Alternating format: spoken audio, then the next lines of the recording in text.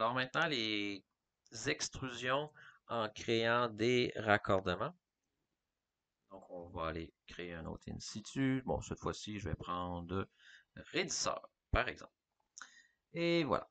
Donc, à ce moment-là, on va afficher notre plan de construction. Donc, je suis bel et bien en plan ici. Voilà.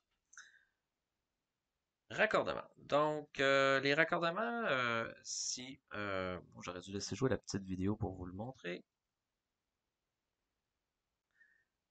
Donc, raccordement, c'est pour unir deux formes euh, différentes qui vont être unies tout simplement par une liaison d'une extrusion. Donc, on va commencer par dessiner une forme au bas et ensuite une forme un petit peu plus haute. Et par la suite, nous allons les raccorder.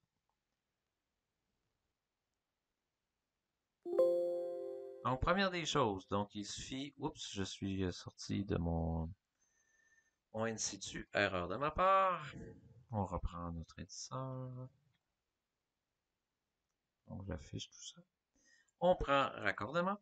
Et dans le fond, c'est très simple. Il suffit de déterminer une forme au bas et ensuite une forme en haut. Et automatiquement, Revit va connecter les deux. Donc, on va faire quelque chose de très simple pour débuter. Je me crée un cercle.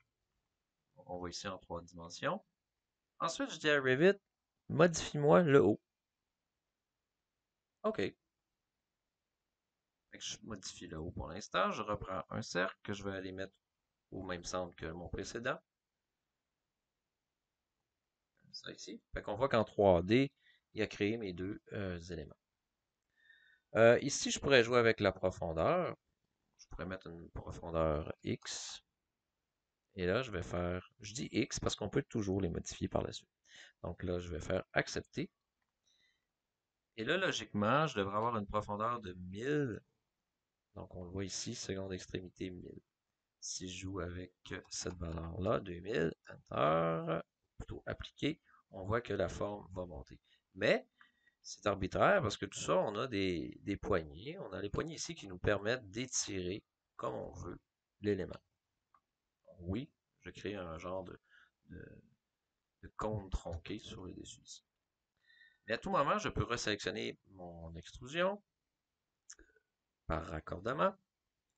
Et ici, j'ai l'option modifier le haut, modifier le bas. Bon, si je décide de modifier le haut, je reviens dans l'élément du haut. Là, ici, je pourrais à tout moment dire, changer d'idée. En fait, hein, je n'aime pas cette forme-là. Bon, je l'efface. Et on refait quelque chose de un petit peu plus étrange.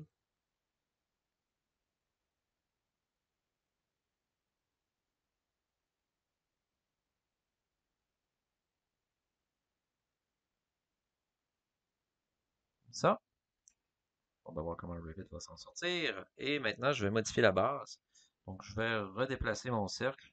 En fait, je vais l'effacer, puis je vais en refaire un autre. Donc, je vais me faire une ligne comme ça ici. Vous savez, hein, les lignes d'esquisse, on peut s'en servir à tout moment comme ligne de construction temporaire pour créer des modes d'attache. Voyez-vous, j'en ai créé une, je l'enlève maintenant. On fait accepter. Oh oh! Voilà.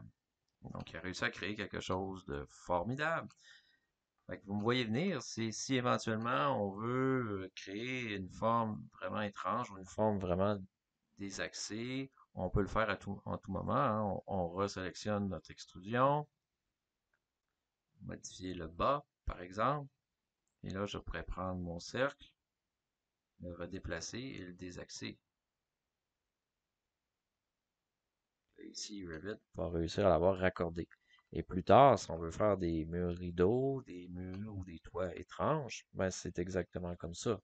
Nous allons utiliser cette forme-ci pour établir sur une surface donnée un mur rideau, un mur ou un toit. Donc voilà pour les extrusions par raccordement. Il suffit à tout moment de sélectionner votre extrusion et lui dire qu'est-ce que vous voulez modifier, par le haut ou par le bas.